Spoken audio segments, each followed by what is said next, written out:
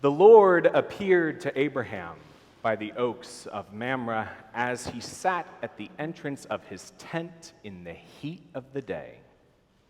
He looked up and saw 3 men standing near him, and when Abraham saw them, he did not run from the tent entrance to meet them, and he absolutely did not bow down to the ground. He shouted, yelling across the dusty plain, "Get lost! Go away! Who are you to sneak up on us? We don't have anything to give you, nothing to spare. Don't you know better than to try and take from a couple old people? Beat it! Scram! Don't come back." Bit of a different story, right?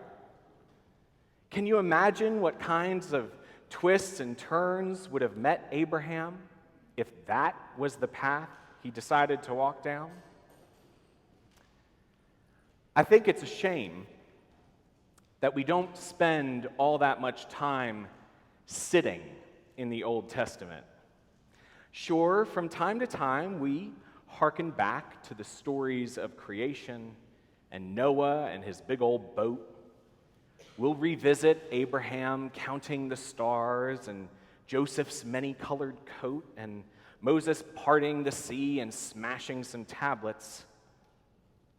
Too often, I think, we listen to these accounts wistfully, thinking about Sunday school and crafts. We take the teeth out of the biting goodness these accounts convey.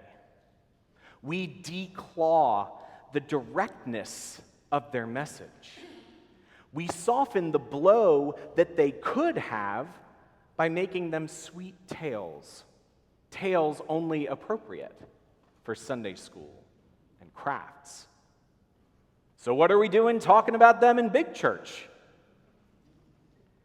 Because Abraham didn't do the thing that we expect of him. He bucked human nature. His sufficiency as an individual and as part of a family unit was not his highest priority. This is not supposed to be an, "Aw, Sarah finally had a baby" narrative. This is a spiritual gut punch that begs the question, who are we supposed to be? Because Abraham didn't stay at a distance, and he didn't shout from behind his tent flap. "Get off my lawn" wasn't in his lexicon. I know we often hear the term radical hospitality thrown around here, with little time spent wondering what that specifically might entail or require of us. So let me tell you what that would have meant for Abraham. His sense of hospitality came from a place of sacred obligation, not feel-good convenience. In Abraham's day and age, when it came to guests, when it came to strangers and welcome and provision, he did precisely what he was supposed to do. It wasn't anything anyone else wouldn't do. It was a pretty average representation of an open doors policy. It was just what you did when complete strangers came by. I wonder if Abraham didn't know if Yahweh, the breath of God, was in this mix of men who suddenly appeared on his doorstep or tent flap threshold. Or did he? Abraham would have understood the holiness in humanity. He would have known that there is something distinctive, something worthy about having guests in one's presence.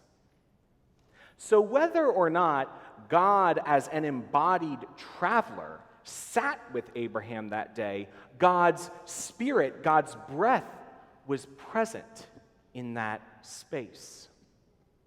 Because these were strangers, guests, visitors, wanderers, humans. And God's breath fills their lungs too. Who knows what Abraham was thinking that day as he sat in front of his tent under the oak trees? Maybe he was grieving the son he didn't have. Maybe he was literally counting sheep. Maybe he was bored, or sitting contentedly, or hungry. Maybe he was doubting that God was ever going to show up the way God promised. And when he looked up, there were 3 people standing in front of him. He ran, not walked, not sauntered. He ran to meet his unexpected guests, and he bowed.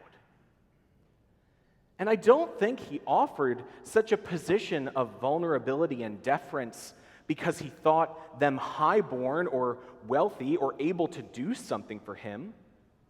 I think he bowed because God's breath was in them, because they were human beings in front of him, because simply their presence was enough to point to Yahweh. So Abraham did what anyone in his position at that time would do. He gave himself, and he gave of himself.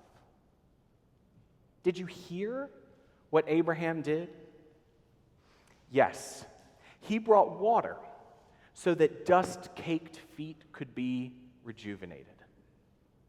He invited these folks to join him in the shade. He offered a little bread and instead put out a feast complete with beef and curds and milk. And what else? He stood by them under the tree while they ate. What does this mean? He stood by them under the tree while they ate. It means that Abraham was ready to defend their helplessness, the helplessness of these strangers he welcomed into his home.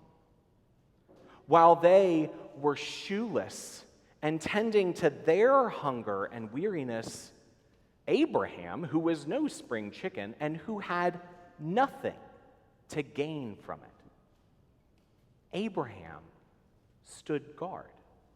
Should any marauders or wild animals have come by, he would have had a divine duty to stand between danger and safety, because that's how you treated your guests.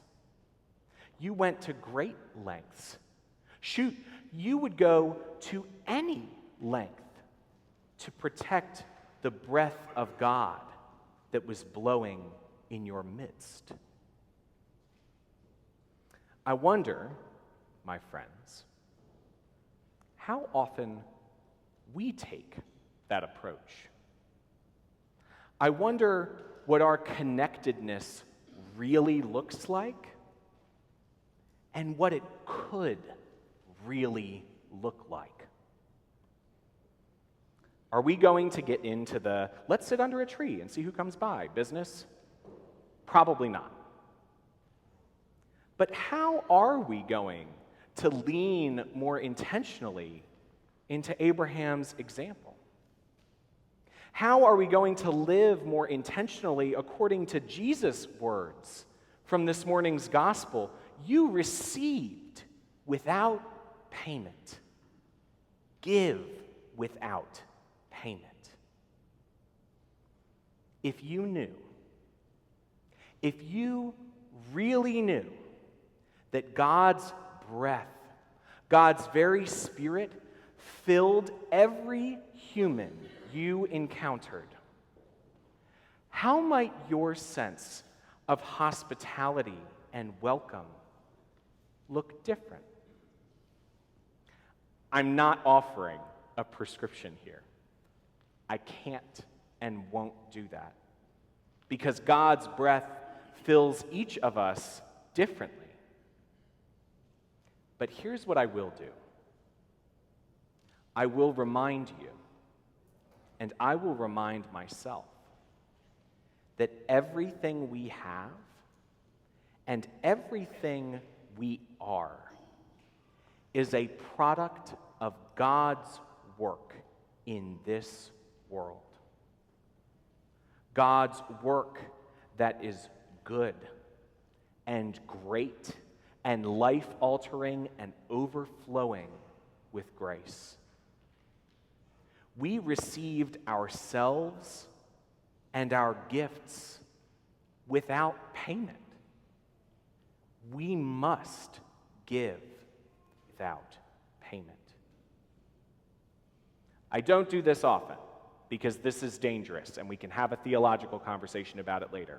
But consider this a special treat from me to you as you go out today. Read yourself into Abraham's story. The Lord appeared to Abraham by the oaks of Mamre as he sat at the entrance of his tent in the heat of the day. He looked up and saw 3 men standing near him.